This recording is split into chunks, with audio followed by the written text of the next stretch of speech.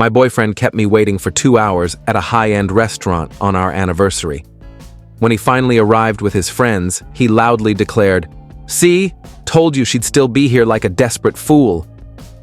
His entire group burst into laughter. We'd been together for 3 years, and I had just finished paying off his car loan. I forced a smile and ordered another drink.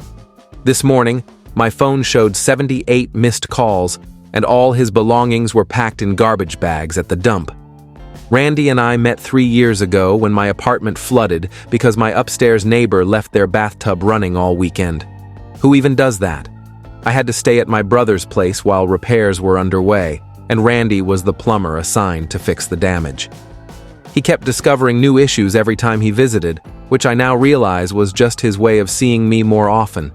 At the time, I thought it was sweet. Now, I wonder if he intentionally messed with the pipes to prolong the repairs.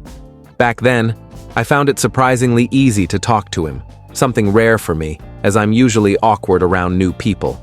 Fast forward to our first year together. Things were great. We moved in together after just 8 months. Too soon, I know, because his lease was ending, and it made financial sense. Randy worked as a plumber but struggled with steady income because he kept having issues with different companies. He'd either get fired for showing up late or quit, claiming his bosses were idiots who didn't appreciate his skills. The first red flag I chose to ignore. Over time, Randy would send me long, angry voice messages ranting about his boss, calling him incompetent and mocking his accent or clothing.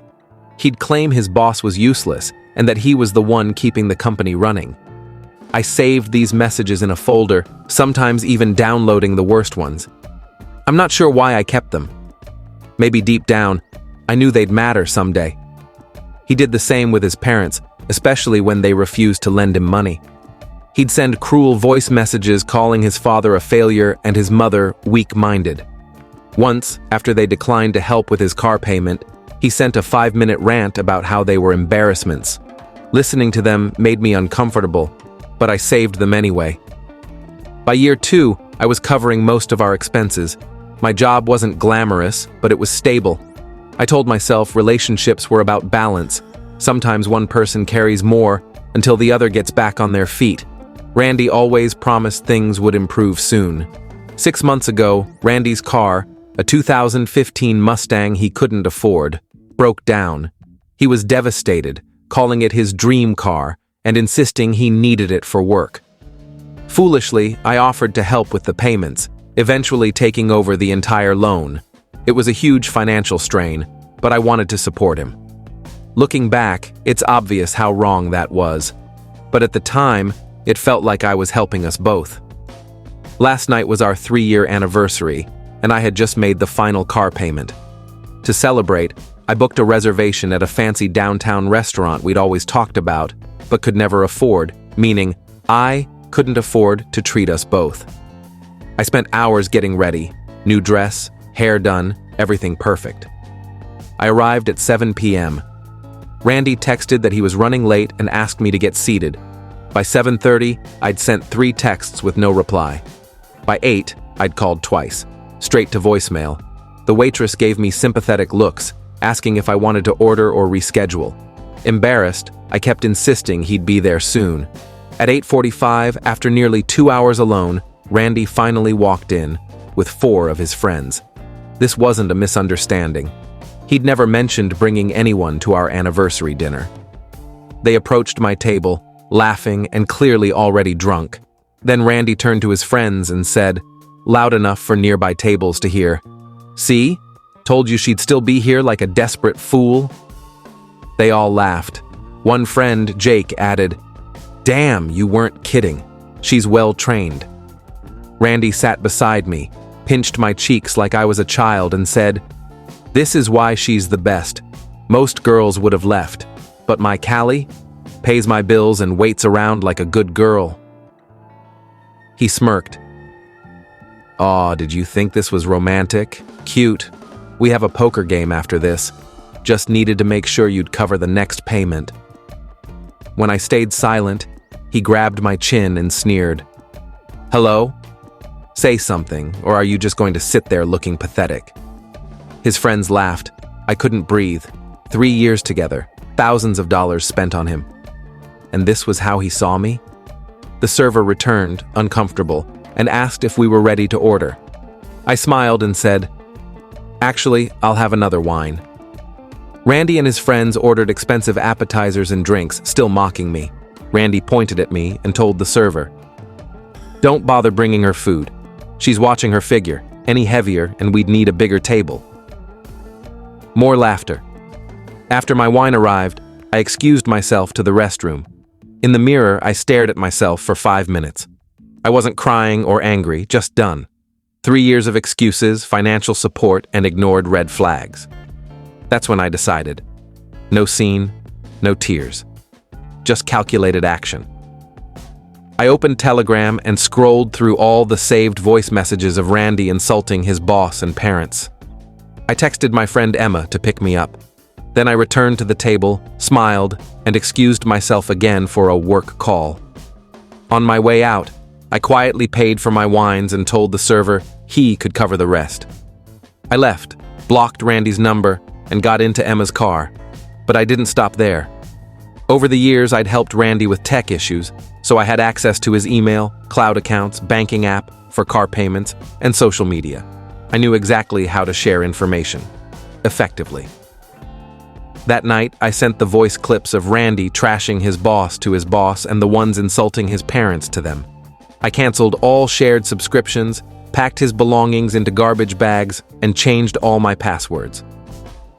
The next morning, I woke up to 78 missed calls and panicked texts from Randy. "What did you do?" Turns out his boss heard the clips and put him on probation. His parents were heartbroken. And the car? When I canceled the final payment and provided evidence of fraud, the lender repossessed it. By afternoon, I'd packed all his things, 15 garbage bags, and dumped them at the landfill. No regrets. Over the next week, Randy lost his job, his car, and his reputation. His friends learned the truth, and his parents cut him off. 6 months later, I've moved on, literally. I got a new apartment, adopted a cat, and started saving the money I once spent on him. Randy? He's couch surfing, jobless, and still blaming everyone but himself. The night that changed everything started like a fairy tale and ended like a horror story. Our 3-year anniversary was supposed to be magical, the kind of evening where you dress up, exchange thoughtful gifts, and whisper sweet nothings over candlelight. Instead, it became the night I finally saw Randy for who he truly was.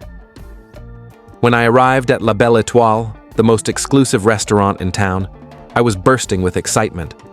I'd saved for months to afford this dinner, skipping lunches and cutting back on everything just to give us one perfect night. My new emerald green dress hugged my curves perfectly, and the delicate silver necklace Randy had given me last Christmas rested against my collarbone. The maitre d' showed me to our table with a knowing smile. "Anniversary dinner?" he asked.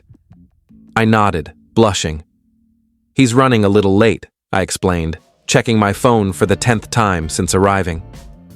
As minutes stretched into hours, that initial excitement curdled into something else. The pitying looks from waitstaff burned hotter than the candle on our table. Other diners glanced my way, their expressions shifting from sympathy to amusement as time passed. I ordered a second glass of wine just to have something to do with my hands. When Randy finally swaggered in at 8:45 with his entourage of laughing friends, my stomach dropped. This wasn't just tardiness. This was deliberate. The way his eyes sparkled with cruel amusement told me everything. "See?" he crowed to his friends, loud enough for the entire restaurant to hear. "I told you my ATM would still be here, waiting like a good little doormat." Jake, his most obnoxious friend, chimed in. "Damn, man, you've got her trained better than my Labrador." Their laughter echoed through the dining room as my face burned. What followed was worse than I could have imagined. Randy ordered the most expensive items on the menu on my dime, made fat-shaming jokes to the waiter about me, bragged about how I'd just paid off his Mustang, revealed this was all a setup to test my loyalty. In the bathroom mirror, I didn't see the broken woman Randy wanted me to be. I saw someone far more dangerous, a woman who'd finally had enough. That's when I remembered the treasure trove of evidence I'd been collecting without realizing it. Voice messages of him insulting his boss, rants about his useless parents, texts planning tonight's humiliation, flirty messages with a coworker named Amber Phase 1. Financial justice. 1 point canceled the final car payment fraudulently obtained. 2 reported the loan to the bank with evidence. 3 froze all shared accounts. Phase 2. Professional ruin sent his vile voice messages to his boss and HR, forwarded his time theft admissions to management. Phase 3. Personal destruction, shared his parent-bashing rants with his family, sent Amber screenshots of his other affairs, packed every trace of him into garbage bags. 1 week later, car repossessed, job terminated, parents disowned him, friends abandoned him. 6 months later, I'm in a new apartment with Kami, my sassy rescue cat. The money that used to fund Randy's lifestyle now funds my dreams, including a solo trip to Bali next month. Meanwhile, Randy lost his apartment. Turns out Jake's couch gets old fast. Still owes money on a car he doesn't own.